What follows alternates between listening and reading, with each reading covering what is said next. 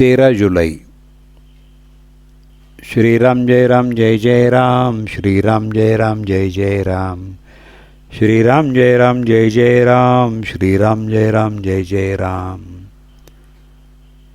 देव आणि नाम भिन्न नाहीत. आपल्या अनुभवाला येईल तेच खरं असं जरी असलं तरी आपण त्याप्रमाणे वागतो का? पुष्कळ गोष्टी वाईट आहेत असं आपल्या अनुभवाला येतं, परंतु त्या करण्याचं आपण टाळतो का? हाच तर आपल्यातला दोष आहे.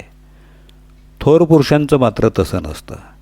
त्यांना ज्या अनुभवाला आलं ते त्यांनी आचरणात आणून दाखवलं आणि म्हणूनच ते संत पदवीला गेले. खरोखर संतांचे आपल्यावर केवढे उपकार आहेत. जगातलं सुख हे खरं सुख नव्हे, दुःखानंच सुखाचा घेतलेला केवळ वेश आहे तो. असं जेव्हा त्यांच्या अनुभवाला आलं तेव्हा त्यांनी त्या सुखाकडं पाठ फिरवली आणि खऱ्या सुखाच्या शोधाला ते लागले. परमेश्वर प्राप्तीतच खरं सुख आहे असं त्यांना आढळून आलं. त्या प्राप्तीचा अगदी सोपा मार्ग म्हणजे ईश्वराचं नाम. हेच वेदकाळापासून तो आत्तापर्यंत सर्व साधू संतांनी अनुभव घेऊन सांगितलं आहे. सद्गुरूकडून मिळालेलं ईश्वराचं नाम प्रेमानं, भक्तीनं आणि एकाग्रतेनं घेतलं तर परमेश्वर आपल्या जवळ येऊन उभा राहतो. असा सर्व संतांनी आपला अनुभव कंठरावानं सांगितला आहे. आपण तसं नाम घेतो का? नामाकरता नाम आपण घेतो का? का मनात काही इच्छा वासना ठेवून घेतो? कोणतीही वृत्ती मनात उठू न देता जर नामस्मरण केलं तर देव काही लांब नाही. देव आणि नाम ही दोन्ही भिन्न नाहीतच. नाम म्हणजेच देव आणि देव म्हणजेच नाम. नाम एकदा मुखात आलं म्हणजे देव हातात आलाच. मुलं पतंग उडवतात. एखादा पतंग आकाशात इतका उंच जातो की तो दिसेनासा होतो, तरी तो पतंग उडवणारा म्हणतो माझ्या हातात पतंग आहे.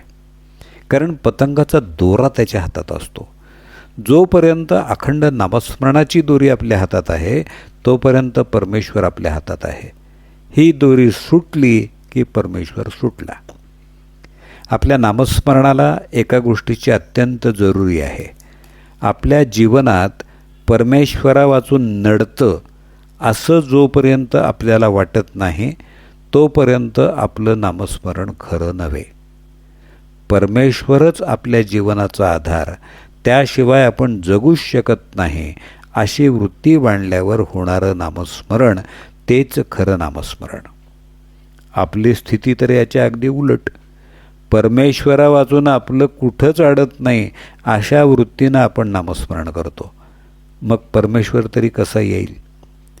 परमेश्वराचं नाम हेच आपल्या जीवनाचं सर्वस्व समजून नाम घेतलं तर जीवनाचं सार्थक झाल्या वाचून राहणार नाही. नामानं भगवंताची प्राप्ती होणारच ही खात्री असावी. अशा नामालाच निष्ठेचं नाम असं म्हणतात.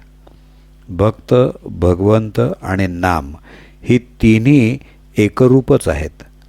जिथं नाम आहे तिथं भक्त आहे आणि तिथंच भगवंत आहे. जानकी जीवन स्मरण जय जय राम.